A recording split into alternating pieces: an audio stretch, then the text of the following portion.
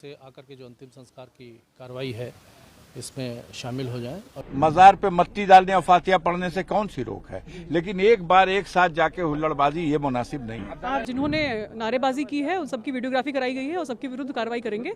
सभी लोगों से अपील है कि शांति व्यवस्था बनाए रखें, क्योंकि आदर्श आचार संहिता और सेक्शन 144 दोनों है, तो उसका उल्लंघन करने पे कार्रवाई की जाएगी। चुनौती तो ये थी कि सभी लोग शांतिपूर्ण ढंग से आकर के जो अंतिम संस्कार की कार्रवाई है इसमें शामिल हो जाएं, और इसके लिए हमने पूरे कस्बे में और आसपास के स्थानों पर डिप्लॉयमेंट कर रखा था और परिजनों से लगातार वार्ता करते रहे और परिजनों से संपर्क करके जो उनके धार्मिक रिचुअल से उनको पूर्ण कराते हुए शांतपूर्ण ढंग से इस जो सुपुर्दे खाक की कार्रवाई है उसको संपन्न कराया। कितने लोगों की भीड़ रही सर, भीड़ को कैसे कंट्रोल किया? भीड़ को देखें, चूँकि ये काफ़ी जो मोहल्ला है काफ़ी डेंसली पॉपुलेटेड है, आप लोग जानते हैं प्रत्येक घर में 20 से 25 लोग हैं, बड़े कई फैमिलियां हैं।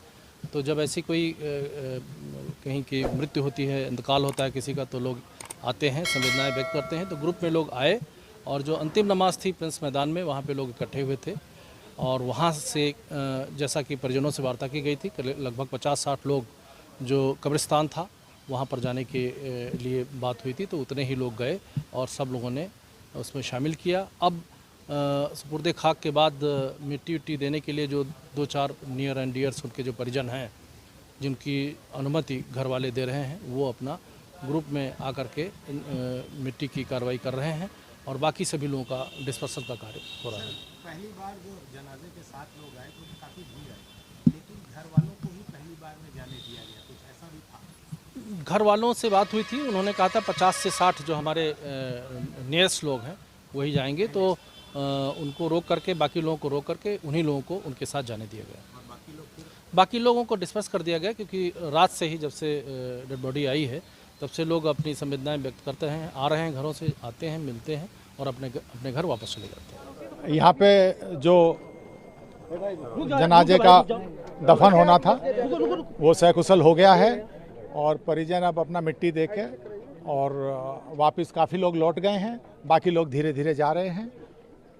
तो समर्थकों से क्या अपील करेंगे, जो उनके जो आए थे काफ़ी बड़ी संख्या में, उनसे क्या अपील करते हैं, किस तरह की अपील करते हैं? शांति व्यवस्था बना कर रखें और जिन लोगों ने हुड़दंग करने का प्रयास किया है सभी की वीडियोग्राफी हुई है।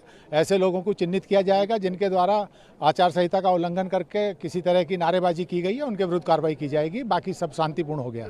सब सारा कार्यक्रम शांतिपूर्ण ढंग से हो गया है और सभी लोगों से अपील है कि शांति व्यवस्था बनाए रखें, क्योंकि आदर्श आचार संहिता और सेक्शन 144 दोनों है, तो उसका उल्लंघन करने पे कार्रवाई की जाएगी। बहुत सारे समर्थक दूर से आए, उनसे क्या अपील करेंगे मैम? किस तरह का जो समर्थक आए थे नारेबाजी वगैरह कर रहे थे? नहीं, देखिए, जो कस्बे के लोग हैं वो आए हैं, वो नेचुरल है, वो आते ही, बट जिन्होंने नारेबाजी की है उन सबकी वीडियोग्राफी कराई गई है और सबके विरुद्ध कार्रवाई करेंगे, क्योंकि हम बार अनाउंस भी कर रहे थे आदर्श आचार संहिता है, तो उसके अनुरूप सबको आचरण रखना चाहिए।